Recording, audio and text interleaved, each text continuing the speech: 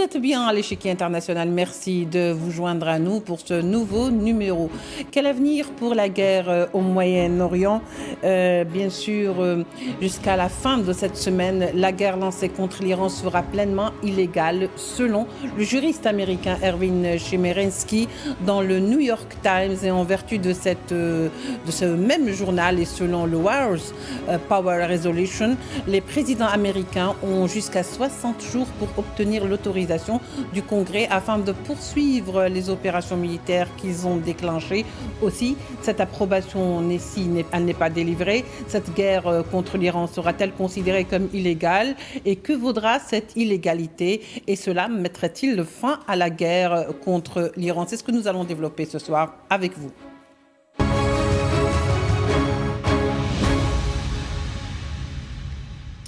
Pour en parler avec nous, Hichem Lamissi, analyste géopolitique, chroniqueur chargé de cours à la Suisse UMEF de Genève. Hichem, bonsoir, merci d'être avec nous. Oui, bonsoir Leïla. Bonsoir. Merci pour l'invitation. Merci à vous. Alors, Hichem Lamissi, bien sûr, les négociations sont un petit peu dans un statu quo, pour ne pas dire blocage. On essaye de part et d'autre, si vous voulez, de dénouer ce qui ne va pas ou ce qui bloque encore entre les deux parties, les États-Unis et l'Iran. Mais jusqu'alors, il y a quand même d'ici le 1er mai, parce que c'est un petit peu la date où ce délai de 60 jours sera terminé. Est-ce que le Congrès va donner son accord, son aval pour poursuivre cette guerre, ou si ce n'est pas le cas, cette guerre sera considérée comme illégale, ou peut-être qu'il sera mis fin à cette guerre? Alors, pour se prononcer, il faut avoir vraiment tous les éléments en présence. Ce qu'il faut regarder, c'est que tout d'abord, du point de vue arithmétique, Donald Trump dispose des majorités nécessaires, à la fois au niveau de la Chambre des représentants que du Sénat, en fait, pour faire valider une position qui lui serait favorable. Cependant, ce qu'il faut regarder, c'est à l'échelle de l'opinion publique américaine, il y a une colère vraiment grandissante, très très forte, un rejet partagé par une bonne majorité des citoyens américains, qui pressent en fait sur leurs représentants parlementaires ainsi que les sénateurs pour que ces derniers prennent une position qui soit une position qui limite et qui mette fin en fait à cette guerre qui commence à avoir des conséquences économiques très dures en fait pour les Américains, notamment les plus modestes. Et lorsqu'on parle de ces Américains, et si on en vient au camp de Donald Trump, oui, qui est républicain mais qui charrie en même temps tout un pan de la société américaine très critique vis-à-vis de la globalisation et vis-à-vis des orientations libérales en fait des États-Unis de ces dernières décennies, ce qu'on appelle le fameux camp MAGA. Il y a une majorité de ce courant aujourd'hui n'est pas simplement opposée à la guerre en Iran, mais est en train de faire sécession même à l'égard du président américain, et donc tout cela va avoir un impact peut-être sur un certain nombre de parlementaires qui sont dans le doute et qui pourraient être amenés à se prononcer contre la guerre. Mais pour l'heure, il est vraiment difficile d'établir un pronostic de ce que sera ce vote au niveau du Congrès. Oui, bien sûr, selon le New York Times et bien sûr l'article qui a été publié, celui de l'écrivain juriste américain Erwin Chemerinsky. Bien sûr, si la guerre se poursuit jusqu'au 1er mai, Hichem Lamissi, et que cette guerre va jusqu'à... Donc on aura finalement atteint les 60 jours, et tout ce qui dépassera, c'est-à-dire au-delà du 1er mai, sera illégal.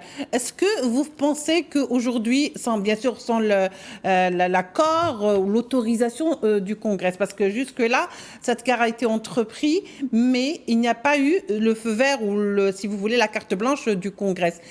Le fait que ça soit illégal, si elle est déclarée comme illégale, qu'est-ce que ça change finalement pour la suite des événements dans cette région? Est-ce que ça change quelque chose?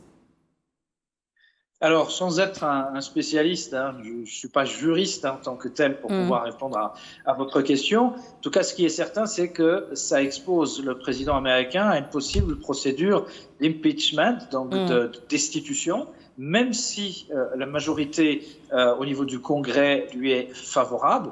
Mais il faut prendre en considération un élément très important, parce que souvent on fait des analyses ou des comparatifs en comparant les États-Unis en fait avec les régimes politiques européens, et notamment la France, qui est un système présidentialiste, où en gros le Parlement, dès lors qu'il est de la même couleur politique que le président, est un petit peu au service du président.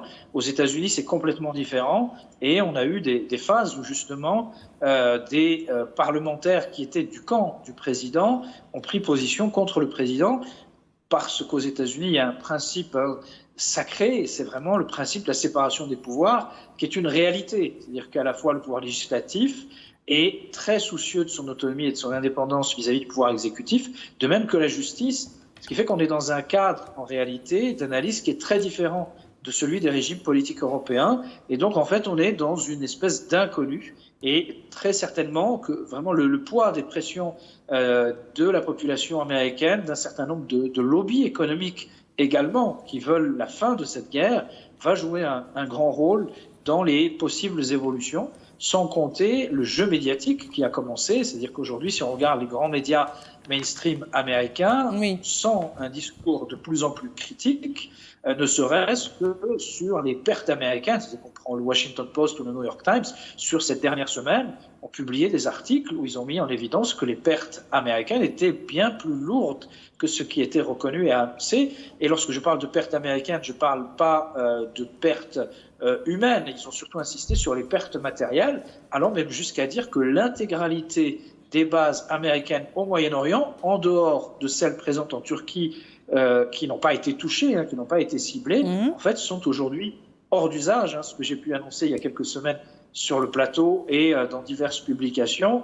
et qui avait valu un certain nombre de cris d'orfraie de la part de gens qui sont toujours dans une logique, comment dirais-je, très critique, lorsqu'on parle des États-Unis à défendre la toute-puissance américaine, parce qu'il s'est passé quelque chose dans cette confrontation entre les États-Unis et l'Iran, et c'est le fait de voir en réalité que, d'un point de vue stratégique, les Iraniens ont pris le dessus sur les Américains, et c'est ce qui est difficile à accepter pour Trump aujourd'hui. Oui.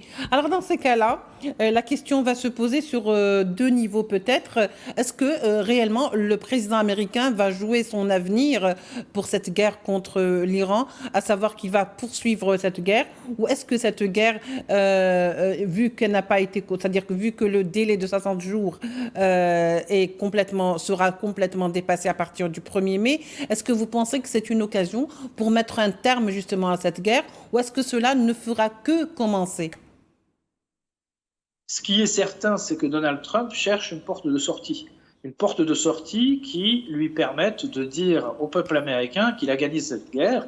Et pour le moment, il n'a pas encore trouvé les mots, l'emballement ou l'emballage qui lui permettrait de présenter en fait cette guerre comme étant une réussite. C'est-à-dire que là, jusqu'à maintenant, plus le temps passe et plus le président américain se trouve en fait confronté à de réelles difficultés. Et il faut prendre également sa dimension proprement psychologique. Trump a une personnalité qui est très narcissique, comme la plupart des dirigeants de la planète au passage, mais lui, dans un cadre qui est encore beaucoup plus prononcé, avec une logique qui est celle d'une hypercommunication continue. Et donc, il est très difficile pour lui, en fait, d'accepter la réalité. Et pour le moment, il cherche vraiment les conditions du point de vue de la présentation de la réalité du terrain qui lui permettent de dire qu'il a gagné. Et pour l'heure, tant qu'il n'a pas de résultats tangibles, que ce soit sur le dossier du combustible nucléaire dont il doit être en mesure de pouvoir récupérer le gros des quantités, on parle de 400 kilos, on parle de 10 tonnes selon le sujet sur lequel on est en train de s'exprimer, ou la question de la limitation des capacités balistiques iraniennes. Alors dans tous ces cas de situation, les États-Unis seraient considérés comme perdants. Et c'est là en fait que se trouve la difficulté. Et pour dire que la situation est compliquée, c'est le fait de voir qu'aujourd'hui les Russes sont en position de médiateurs. Or, si on arrive à ce que les Russes ou les Chinois, qui sont en réalité les seuls médiateurs possibles dans ce conflit, soient présentés au premier plan, c'est que la situation devient critique pour Trump dans sa recherche, en fait, de solution qui soit une solution lui permettant de disposer d'une véritable sortie de crise. Le cas échéant, s'il n'y arrive pas, je pense qu'il va s'engager dans la continuation du conflit en essayant de mettre en avant peut-être d'autres arguments auprès d'une opinion publique américaine qui pourtant est très rétive sur la continuation de cette guerre. Est-ce qu'il a les moyens justement si vous voulez, de contourner cette décision du Congrès et d'aller justement de continuer cette guerre? Est-ce que vous pensez qu'il peut s'inscrire dans une logique?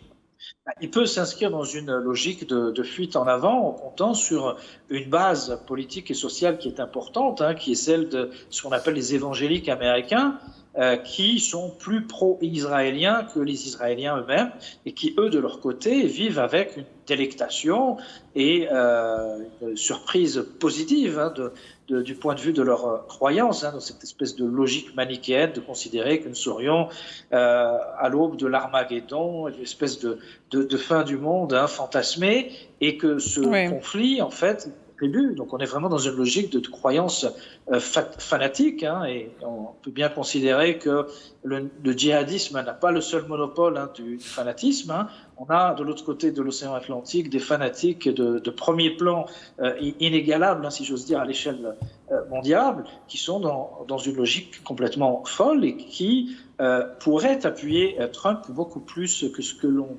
imagine. Mais pour autant, il y a la question de l'économique et des conséquences, en fait, notamment sur le monde financier, le monde énergétique, les opérateurs économiques qui sont de plus en plus lourds. Et tous ces opérateurs aujourd'hui font pression sur Trump pour qu'il puisse être en capacité de proposer une solution de sortie de crise. Et pour le moment, nous n'avons pas de signes convaincants qui viendraient nous dire justement que l'on se dirige vers ce scénario. Et dans ces cas-là, alors comment, selon vous, cela pourrait se dénouer à partir du moment où il y a un véritable blocage, à partir du moment où on a vu par exemple Téhéran qui disait que ce n'est pas aux États-Unis de nous dicter, ne sont pas en tous les cas en mesure de nous dicter leur politique et surtout à d'autres pays. De l'autre côté, les États-Unis qui disent que nous voulons absolument contraindre si vous voulez, Téhéran a accepté le nouvel accord sur le nucléaire et ils veulent absolument que la partie iranienne et la partie américaine s'assoivent donc à la même table, chose que Téhéran refuse. Devant ce refus, comment pensez-vous qu'un terrain d'entente puisse être trouvé en dépit de la médiation pakistanaise? Ce qu'il faut regarder, c'est que les Iraniens, si on se met du point de vue iranien, sont confrontés à plusieurs difficultés. L'une des difficultés, c'est l'inconsistance du discours de Donald Trump. Et c'est au niveau des formes. C'est-à-dire qu'à plusieurs moments, nous nous trouvons dans des séquences où un semblant d'accord semble avoir été trouvé entre les Iraniens et les Américains. Et vous avez Donald Trump ou des éléments de l'administration américaine qui communiquent et surcommuniquent dans des termes qui sont des termes parfois vulgaires ou irrespectueux, qui en fait mettent les Iraniens en position difficile, eux, les dirigeants iraniens, vis-à-vis de leur propre opinion publique. Et donc, en fait, c'est en quelque sorte un retour à la case départ où les Iraniens se retrouvent dans une situation où ils considèrent avoir été trompés par le jeu des discussions et en situation difficile, en fait, vis-à-vis des attentes du peuple iranien, notamment, qui veut un positionnement qui soit clair et net, c'est que l'Iran n'acceptera d'accord que s'il existe une levée totale de l'ensemble des mesures de blocus et d'embargo et de sanctions économiques contre l'Iran. Ce qui est quelque chose que les Iraniens, en fait, ne peuvent pas négocier. Autre élément concernant ici le balistique, où il y a très clairement une union sacrée en Iran pour dire que c'est un sujet sur lequel il ne doit pas y avoir de discussion. Le seul élément sur lequel il existe en fait une marge de manœuvre, c'est sur la question du programme nucléaire dans sa dimension militaire, sur lequel nous savons que les dirigeants iraniens en fait sont prêts à faire des concessions majeures qu'ils avaient déjà proposées avant le début du conflit et que les Américains semblaient dans un premier temps recevoir avant d'agresser sauvagement et au mépris du droit international avec les Israéliens, en fait, l'Iran. Et nous sommes vraiment dans un imbroglio important, d'autant plus qu'on a un acteur qui agit un petit peu en chien enragé, à travers notamment le positionnement d'Israël, qui fait constamment dans la surenchère et qui, au moment où on se dirige en fait vers une solution politique acceptable pour les deux parties, essaye d'utiliser des leviers que nous ne connaissons pas et qui les amènent en fait à faire suffisamment pression sur l'administration américaine pour qu'elle revienne sur des positions encore plus maximalistes que ce qu'elle n'était auparavant. Alors, Hicham Hamisi, dans ces cas-là, parce que beaucoup d'observateurs, et on l'a entendu depuis ces derniers temps, disent que la guerre n'a pas encore commencé. La vraie guerre, donc contre ce Moyen-Orient ou contre l'Iran, n'a pas encore commencé. Ceci d'une part. Est-ce que vous ne pensez pas qu'aujourd'hui, il serait utile de trouver pour les deux parties qui risquent donc d'aller vers une guerre d'usure et qui risque de fatiguer toute la région, y compris les régions qui sont donc frappées par des tirs iraniens.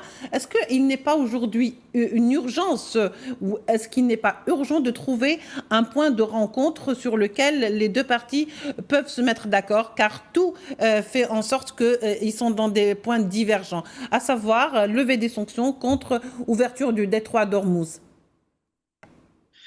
J'ai envie de dire d'une façon très prosaïque, lorsqu'on parle de guerre qui n'aurait pas commencé, on est dans des logiques qui sont un petit peu des logiques rhétoriques. Si on parle d'un engagement américain dans une guerre totale censée durer 5 ans à 10 ans, alors oui, peut-être que l'on pourra dire que la guerre n'a pas commencé en tant que telle, mais il faudra dire également que les conséquences vont être absolument dévastatrices et qu'elles vont se faire au coût de la destruction quasi totale du Moyen-Orient, voire de la possibilité d'ouverture de conflictualité beaucoup plus grave. Du point de vue israélien, c'est peut-être le but. Mais j'ai envie de vous dire également que toute la problématique aujourd'hui, c'est le questionnement, qui est un questionnement américain, de savoir si les intérêts présumés de l'extrême droite israélienne, et ce ne sont même pas les intérêts d'Israël, sont plus importants que les intérêts stratégiques américains. C'est ça la véritable question. C'est-à-dire qu'aujourd'hui, si les États-Unis raisonnaient dans une logique de défense de leurs intérêts propres, ils ne se seraient jamais engagés dans cette guerre suicidaire contre l'Iran et n'aurait jamais été en fait amené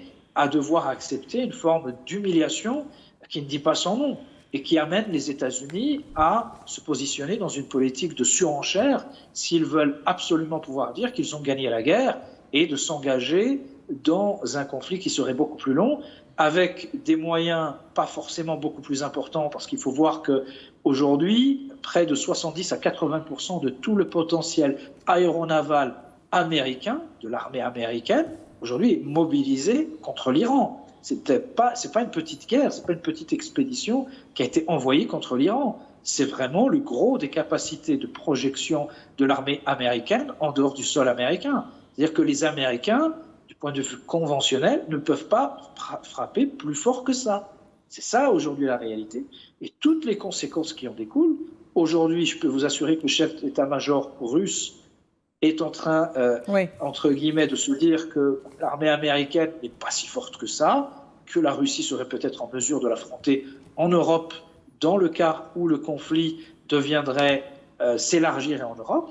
Aujourd'hui, les Chinois ont la certitude que les Américains ne feront rien à Taïwan parce qu'ils n'ont pas les moyens d'affronter l'armée chinoise dans un cadre qui serait un cadre d'affrontement extérieur. Imaginez qu'aujourd'hui, l'armée américaine a été mise en difficulté par l'Iran, qui a commencé le conflit avec un stock d'environ, selon les estimations, 80 à 100 000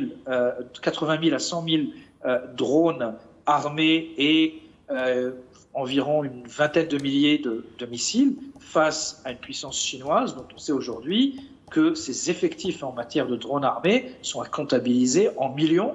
Et je ne parle même pas de la production journalière qui se chiffre quasiment en une dizaine de milliers. C'est juste pour vous dire quelques indications, quelques éléments qui nous disent aujourd'hui que l'affrontement entre les États-Unis et la Chine en mer de Chine relève aujourd'hui de la science-fiction. Oui. Alors, il y a un autre point quand même. Le président américain Trump a demandé à ses collaborateurs, on l'a vu hier, de se préparer à un blocus prolongé de l'Iran. Est-ce que vous pensez qu'on est dans une politique de désescalade, étant donné que les États-Unis l'ont toujours proclamé ? Non, on n'est pas dans une logique de désescalade. C'est plutôt les États-Unis qui recherchent en fait un gel du conflit pour revenir plus tard, peut-être, avec des stocks qui ont été fortement reconstitués, ou voire préparer une guerre dans 1 ou 2 ans, mais avec un gel du conflit qui fasse que les sanctions contre l'Iran n'aient pas été levées et qu'il continue à exister une espèce de pression constante contre l'Iran. Ce qui est certain, c'est que les Iraniens aujourd'hui ne l'acceptent pas. Au niveau du leadership iranien, nous constatons que c'est clairement la ligne dite dure qui a pris les devants et qui représentait en fait une composante du pouvoir iranien très complexe qui, jusqu'à la disparition du guide suprême Ali Khamenei, en fait, était plutôt en position minoritaire. Aujourd'hui, c'est clairement ces éléments qui tiennent le devant de la scène. Et c'est ce qui explique pourquoi il a existé une sorte de flottement il y a quelques jours où on a eu l'impression que certains éléments ayant participé aux négociations, je pense notamment au ministre des Affaires étrangères iranien ou le président du Parlement iranien, qui n'est absolument pas un modéré, selon la compréhension occidentale du terme, eh bien, ait été un petit peu remis en question dans certaines annonces par ce qu'on appelle les gardiens de la révolution, qui aujourd'hui ont la réalité du pouvoir, en ce sens où pour eux, ce positionnement était un positionnement qui était beaucoup trop mou et ne correspondait pas en fait aux attentes stratégiques de l'Iran, qui n'attend rien de moins qu'une levée totale et définitive de toutes les sanctions à son encontre.